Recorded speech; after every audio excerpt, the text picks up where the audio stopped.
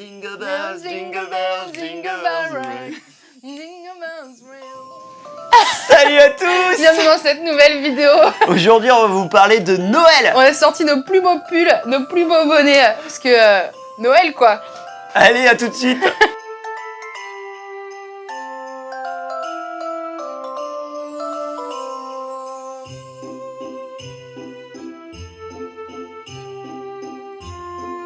Alors Benoît, Noël, fête commerciale, fête démoniaque, naissance de Jésus, qu'est-ce qu'on dit, qu'est-ce qu'on fait? Bon, Noël, c'est toujours un sujet un peu litigieux dans l'église. Moi, quand je me suis converti, il a fallu enlever le sapin de Noël.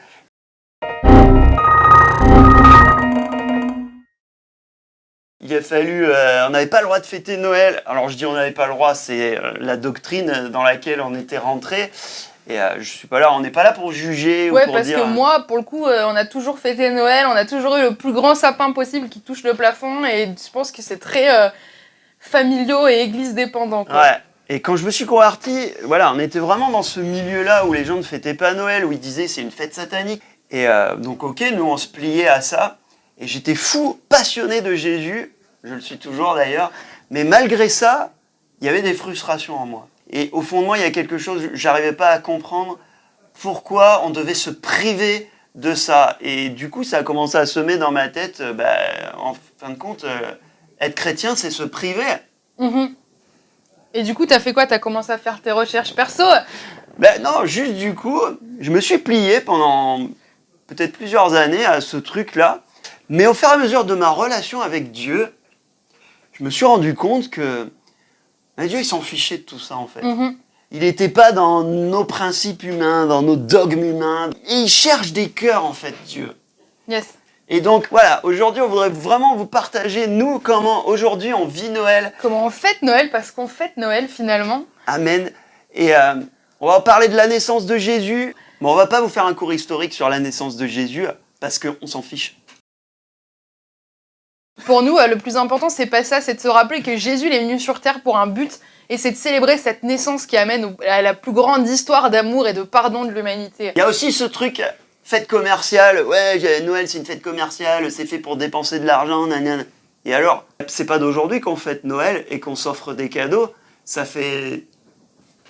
Et puis franchement, qui n'est pas content de recevoir un cadeau? C'est clair. Enfin, bref. Un jour, Dieu a dit, l'humanité est partie en vrille totale. Je vais donner Je vais vous faire le plus beau des cadeaux. mon fils unique. Un enfant nous est né. Et là, tout le monde se réjouit. Et Noël, c'est la joie. C'est clair. Les gens, dans la période de Noël, vous regardez, alors tout est illuminé, tout est féerique un petit peu. Il y a cet esprit de Noël qui est là et les gens, ils commencent à penser un petit peu moins à eux et ils commencent à penser aux autres. Et est-ce que c'est pas l'évangile, ça, tout simplement? Jésus, il dit, il n'y a pas de plus grand cadeau que de donner sa vie pour ses amis. Pas de plus grand amour. Et Noël, au final, c'est l'histoire d'un Dieu qui veut une relation d'amour avec l'humanité. C'est ça, Noël. Tout simplement. Et regardez, nous, on commence à penser à qu'est-ce qu'on va acheter, qu'est-ce qu'on va faire, qu'est-ce qui pourrait faire plaisir à nos amis, à nos parents, à nos enfants. On commence à se détourner un petit peu de nous pour aller faire plaisir. Et aussi, ça arrive à être la période de fin d'année et on se replonge dans toute notre année, dans nos relations, dans tout ça, et on se rend compte que des fois, on a peut-être un peu raté quelques relations, on s'est fâché avec des gens, et on se dit que c'est le bon moment aussi pour aller vers ces personnes, vers ton père, ta mère, ton frère, ta sœur, ton pote, ton collègue de travail avec qui tu t'es brouillé, se dire ok, est-ce que c'est pas un bon moment pour se demander pardon et faire table rase du passé et reconstruire une relation Dieu a donné, donc c'est une histoire de don, il l'a donné par amour, donc c'est une histoire d'amour, et il l'a donné pour le pardon de l'humanité. Il a donné Jésus pour le pardon de l'humanité. Et moi, j'ai ce souvenir des périodes de Noël, et même les téléfilms que vous pouvez voir un petit peu partout, ça parle de pardon, ça parle de tolérance, ça parle de... On oublie un petit peu le passé, et on va, parce que c'est Noël, on va faire l'effort, on va faire quelque chose pour l'autre, on va donner, on va passer outre. Nous, on est persuadés que c'est Dieu qui est derrière ça, parce que Noël, c'est la famille. Noël, c'est le pardon. Noël, c'est le don, c'est la célébration.